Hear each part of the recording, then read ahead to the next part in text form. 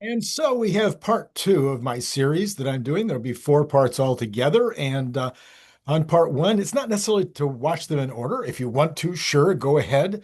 This morning I did part one, which kind of set the stage and talked about all the technological advances that are occurring like simultaneously. It's like a week or 10 days of craziness with regard to the tech that has been announced or the tech that is underway. Like, for instance, robotaxi in just a couple of weeks. So much is coming together at one time that it just caused my head to almost burst. But it made me think about where are we in this process of getting to a world of abundance. As I've been listening to literally dozens and dozens of podcasts by people like the All In Podcast, BG2, Peter Diamandis, and others, it's been clear that these people are to a one extremely excited about what's taking place, both from the standpoint of the technology that's happening, from the standpoint of Trump being in the White House and providing this kind of positive accelerator, if you will. We'll be talking about that in part two here. Most of them are almost, genuflecting at Elon Musk and the things that he's doing. It's like he's kind of like up here, everybody else is kind of here, and then there's Elon. So we'll talk about Elon third and what that really looks like, what that really means, how it really fits into this little kind of analysis that I've been doing. And what does it really mean for this year, next year, going into the future, 5 years from now? What will things look like? That'll be part four. And there'll be an ironic twist at the end of part four when you get there. So let's get on to part two right away. And again, you have to watch it in order. Yeah, it might be better to watch part one first, but you can go back and watch it later if you choose to just continue to watch this one. So Thomas Sowell was on a video last week, and he said that he's reversed his thinking regarding Trump's tariffs based on three important criteria. You see, Thomas Sowell has always been anti-tariff. I don't know if you know who Thomas Sowell is. I hope you do. Most conservatives recognize him as being probably the most, well, he and Laffer as being two of the most important economists of our age, if you will. Coming after the Friedmans, et cetera, in the past. So Thomas Sowell, he's been anti-tariff, anti-tariff. It's been his position. But he said, look, there are three things that caused him to change his mind. First of all, these tariffs are based on incentives. You see, this is the Trump doctrine in a nutshell. He is always laying out a potential negative outcome. That's the big bluster, I'm going to do this, I'll hit you if you don't. The chaos that I talked about 6 months before Trump even came into office. I said he'll repeat the chaos and then he'll reduce the chaos and everything will be okay. So he's lays out the potential negative outcome, but he always has a really good incentive for the other countries, whoever it is that he's negotiating with. If they come to the table in good faith, it's all going to work out great for everybody. And that's how he negotiates. He goes on to say, this is Sowell, goes on to say that the tariffs were targeted and thus they were not likely to result in a trade war. All of his worries about this turning into a Hoover style trade war, kind of the fact that they were targeted, that helped him to, say, well, no, not so much. So even early in the Trump administration, when things were all chaotic, Sowell had come out specifically and said that he didn't like what he was seeing, but now he's turned it around. Number two, clarity. Again, this is Sowell talking about this clarity.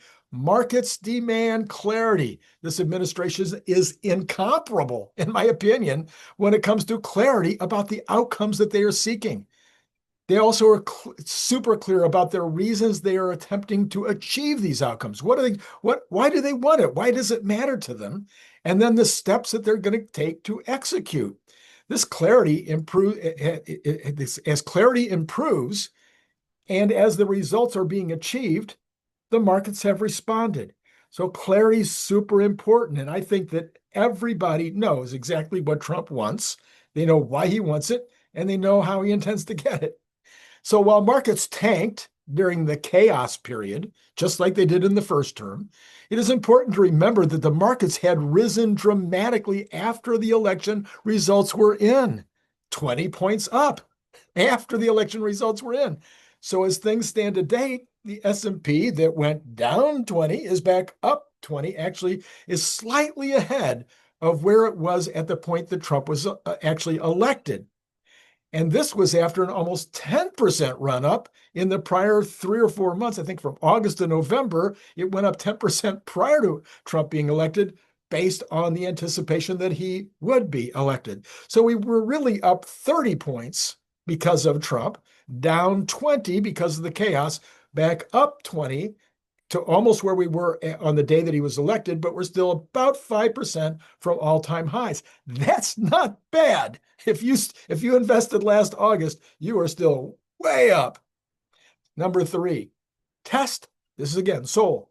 Test, measure, and adjust. Sowell indicated that this is an important part of how he sees what leaders are supposed to do, especially if they are the kind of leaders that Trump is. He uses Roosevelt as another example of somebody who tested, who came up with an idea, put the idea out there, tested it, measured it, and then adjusted if it wasn't working. He indicates that Trump's willingness to change course as he goes gives him, Sowell, confidence in the plan. Of course, it is the willingness to take risks in the first place and do new ideas in order to make it necessary to test, measure, and adjust. So this is very, very important. All these things are important to Thomas Sowell, and he has changed his mind and is okay with the tariffs. Now look, in part 2 of this series, which is what I want to do right now, I want to take a look at the fateful election. Fateful, that's the important word here. Fateful election of Donald J. Trump to the presidency in this moment of potential. His ways of thinking will act as an accelerator to the technological list that I provided in part 1. It could have been very different. We could have been looking at a tax and spend and regulate kind of administration. We could have been hamstrung by DEI, ESG, and CRT. It could have been an administration that was anti-business, anti-manufacturing, and anti-energy.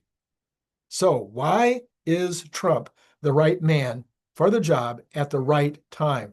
Number 1, as noted in part 1 of the series, we are at the moment of monumental change in our ability to generate wealth, to bring upon the age of abundance.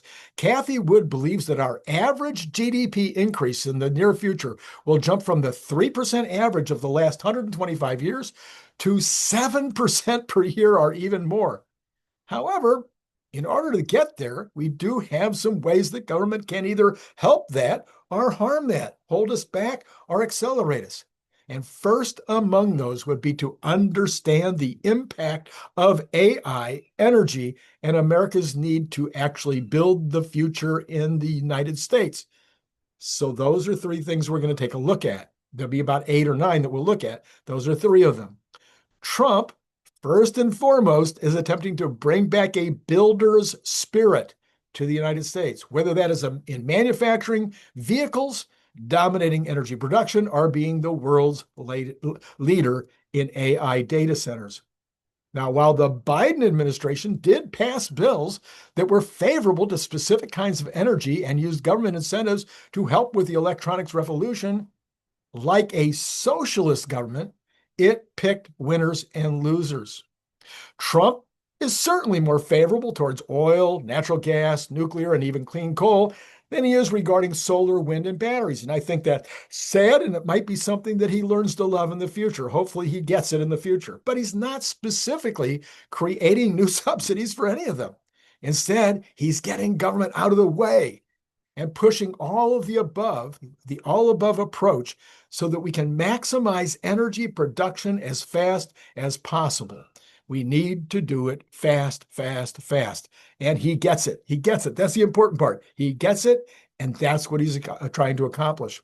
You see, he pitched America as the place to build fabs, chip factories, and data centers, but also cars, trucks, and electronics. He's paving the way for mining, refining, and the production of strategic materials.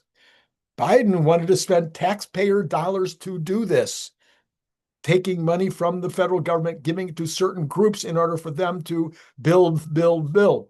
But Trump wants the same result and more, way more than what Biden wanted, but he wants to generate external revenue service dollars from the tariffs that he's going to impose in order to give a level playing field to U.S. manufacturing. So a little bit of protectionism goes a long way. I've been saying this over and over and over again. I don't think most of you, if you haven't been in import-export, you haven't been in manufacturing, trying to decide whether or not to import rather than manufacture, you don't realize that sometimes a 5% or 10% difference is all it takes to go overseas. And it's only a 5 or 10% difference that it'll take to bring it back. Number two, during Biden, but even prior to Biden, those earning under $100,000 saw their real wages drop for the last 40 years. Those earning 100,000 or less now. 40 years ago, that 100,000 would have been like 60,000. But what I'm saying is those folks that are in that category have seen their real wages going down for 40 years plus. Only during the first 3 years of Trump 1.0 did they go up. And now he wants to reverse that tragic downturn that happened during Biden, because real wages among that group went down during the Biden years. During Biden, housing, manufacturing, trucking, durables, and small business were all in recession. If you watch my channel, you've heard me say that, I don't know, 1,000 times. Those 5 categories of the U.S. economy were in recession for the last 5 years, 4 years. I guess it's actually 3 years. It's a little over 3 years now. Meanwhile, government, healthcare, services, and very, very, very big business thrived. Trump is specifically intent on getting those other 5 parts of the economy back into the black. And by reducing regulations, lowering interest rates, lowering taxes, creating likely good economics in the future that are predictable, those should get us back on track on those 5 other categories. Number 3, Trump has selected a team of people who are all go-getters. They're not desk jockeys, paper pushers, or bureaucrats. They are all doers. Have you noticed that? These are doers, okay? They're out there doing. They're also business savvy. So they get that businesses, they understand, that's another way of saying it, the businesses that they are regulating. They are applying business principles to their own departments as well. And they are used to goal setting and execution.